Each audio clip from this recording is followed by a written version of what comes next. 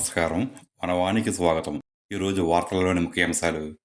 బిక్కవోలు మండలం బలభద్రపురం గ్రామంలో బేటీ బచావో, బేటీ పడావో అవగాహన కార్యక్రమంలో పాల్గొన్న అనపర్తి శాసనసభ్యులు నల్లమిల్లి రామకృష్ణారెడ్డి ఈ కార్యక్రమంలో భాగంగా గర్భిణీ స్త్రీలకు సామూహిక శ్రీమంతాలు నిర్వహించారు.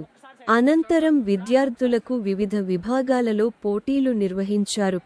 ఈ పోటీలలో విజేతలుగా నిలిచిన విద్యార్థులకు ఎమ్మెల్యే రామకృష్ణారెడ్డి బహుమతులు అందచేశారు. ఈ సందర్భంగా రామకృష్ణారెడ్డి మాట్లాడుతూ, మహిళా సాధికారత సాధించాలంటే ప్రతి మహిళ తప్పనిసరిగా చదువుకోవలసిన అవసరం ఉందని అన్నారు.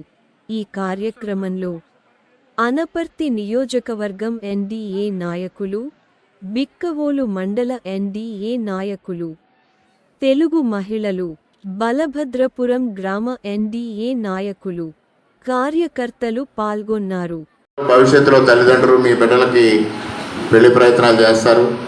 అందువలన ఈ విషయాలన్నీ మీకు కూడా అవగాహన కలగాలనే ఉద్దేశంతో మాత్రమే ఇవి చెప్పడం జరుగుతూ ఉంది.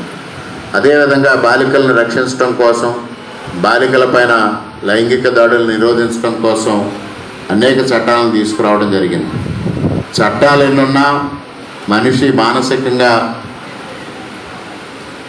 మంచి స్థితిలో లేనప్పుడు మాత్రమే ఇటువంటి నేరాలు జరిగే పరిస్థితులు ఉన్నాయి. దానికి వాళ్ళ సమాజమే శ్రద్ధ చూపించాల్సిన అవసరం ఉంది.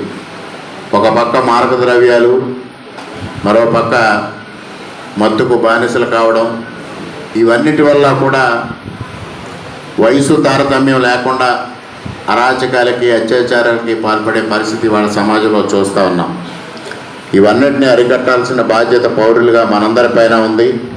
మన వెనక ప్రభుత్వాలు ఉంటాయి. ప్రభుత్వాలు వీటి సంరక్షణ కోసం అనేక చర్యలు తీసుకోవడం జరుగుతూ ఉంది.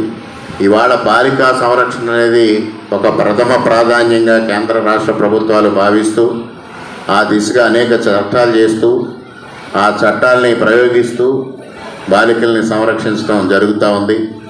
ఆ దిశగా మీరు కూడా చట్టాల పట్ల అవగాహన కలిగించుకోవడం కోసం, అదేవిధంగా కేంద్ర ప్రభుత్వం అనేక కార్యక్రమాలని బాలికల సంరక్షణ కోసం, గర్భిణీల సంరక్షణ కోసం, బాలింతల సంరక్షణ కోసం తీసుకురావడం జరిగింది. ముఖ్యంగా మహిళల సంరక్షణ కోసం. అవన్నింటినీ అవగాహన చేసుకుని వాటిని వినియోగించుకోవడం ద్వారా మీరు ఆర్థికంగా పరిపుష్టం కావాలి, శారీరకంగా పరిపుష్టం కావాలి, మానసికంగా పరిపుష్టం కావాలి. తద్వారా మంచి సమాజ నిర్మాతలు మీరందరూ కావాలని మీ అందరినీ సవినయంగా కోరుకుంటూ, మరి ఈరోజు ఈ కార్యక్రమంలో పాల్గొన్న మీ అందరికీ పేరు పేరున హృదయపూర్వకంగా శుభాకాంక్షలు, నమస్కారాలు తెలియజేసుకుంటూ, మరి ఇక్కడ ఎవరైతే గర్భిణీ స్త్రీలు ఉన్నారో వారు మంచి బిడ్డలకి జన్మనివ్వాలని, మంచి పౌరుల్ని ఈ భారతదేశానికి అందించాలని ఆకాంక్షిస్తూ సెలవు తీసుకుంటున్నారు. Thank you.